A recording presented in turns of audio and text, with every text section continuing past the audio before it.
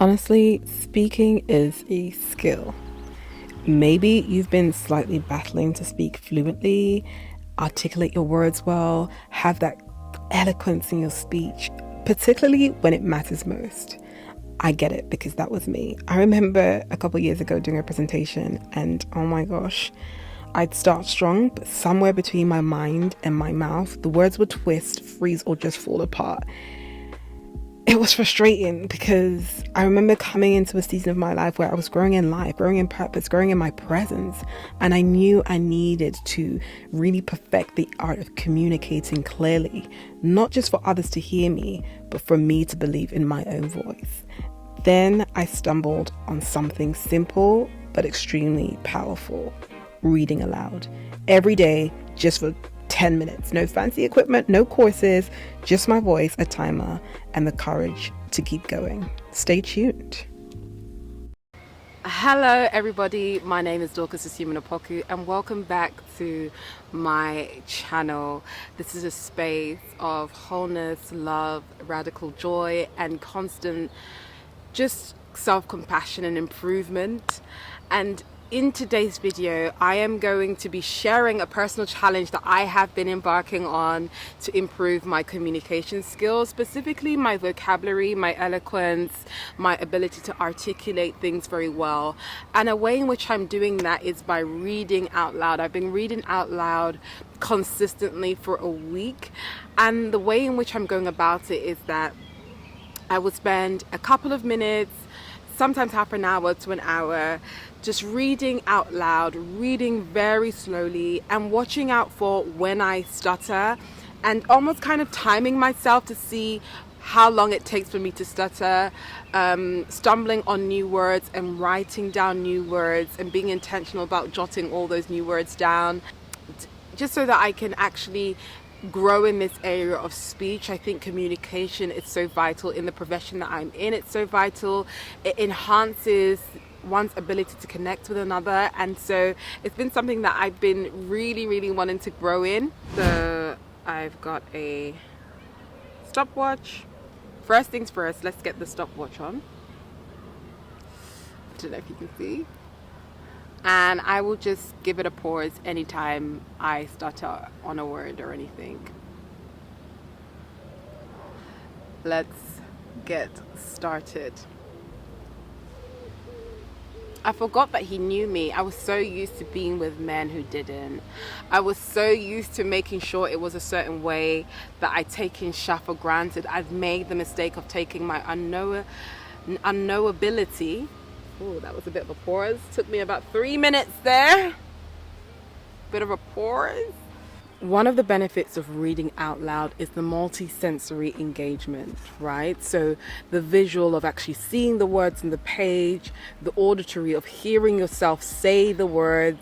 You've got the kinesthetic, the mouth moving and pronouncing and articulating the words, and the cognitive, the actual processing of the sentences that you are reading and the word meaning. And what that helps with is the ability to almost strengthen those neural connections as you are learning new words, and it enables new terminology and vocab to be encoded in the long term.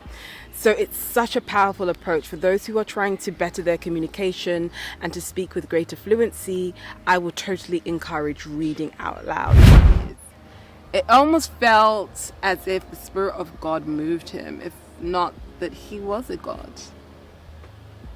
When he stole from the rich, he felt the same sensation, except in that instance, it wasn't a sense of control over life and death that made him feel all-powerful. It was the fact that Ituin, the only son of... Oh, I lost my flow. The only son of poor farmers from a... I suppose if I tell our story, I should start at the beginning. That's a convention, right? Once upon a time, except you and I don't feel bound by the temporal. Not in a pretentious mystical way, because I'm not into all of that, but very basically, we were not a once and we were never pinned to a time. He smiled and genially, I've never heard this word, We're gonna have to figure out what what is that? I've never heard of this term. We love a new word. We love a new word. So important when if you're trying to increase your vocabulary, you have to stay a little longer on those new words. Sometimes some writers make up words, but okay, no, this one is definitely not made up. It's an adverb meaning in a friendly and pleasant way. Someone who's cheerful, pleasant, and agreeable. He smiled genially. But this is the thing, am I saying it right? Pronunciation. Genially. Oh! I'm saying it so wrong! Genially. Genially. Genially. Genially. Okay, so genially. Genially. It means in a cheerful and friendly and easygoing manner. I know I've heard genially. I just don't know why it hasn't registered. I need to... Okay, saying words out loud increases your lexical network, right? Because you are... and this is more strongly than when you are reading silently. Because you're not just recognizing the word, you're retrieving the phonological form of that word and how it sounds and the semantic context, what it means. And that leads to more active production in things moving from just passive vocabulary, words that you recognize, to words that actually become more encoded in the fluency of your own speech.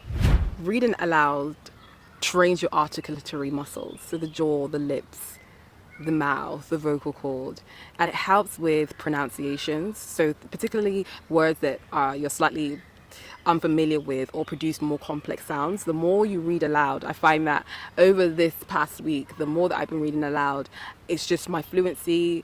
There's less hesitation around pronouncing things because I can preempt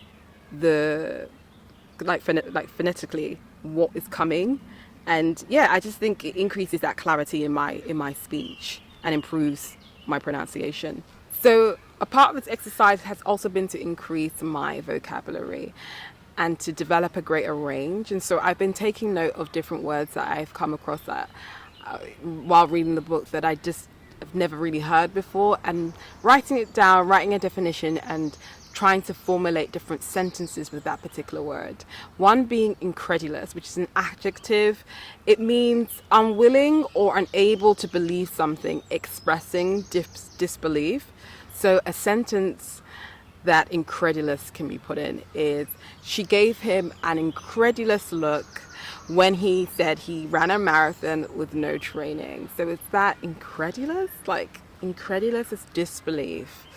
Unwilling or unable to believe. It's like, be for real. Another word is genially. Now, genially, I feel like I've definitely come across, but it hasn't registered, and it means in a cheerful, friendly, and warm manner. Preternatural, beyond what is not normal or natural. So autumn has arrived with preternatural speed. Atrophy definitely heard, but again, it's that thing of that long-term coding, because when I first came across it, it was like atrophy, but definitely atrophy I feel like I've heard and picked up in science, one of my science classes, and it means to waste away, usually physical, so a gradual decline or wasting away, often due to underuse or neglect. So after months of staying in bed, his muscles began to atrophy, weakening from lack of movement.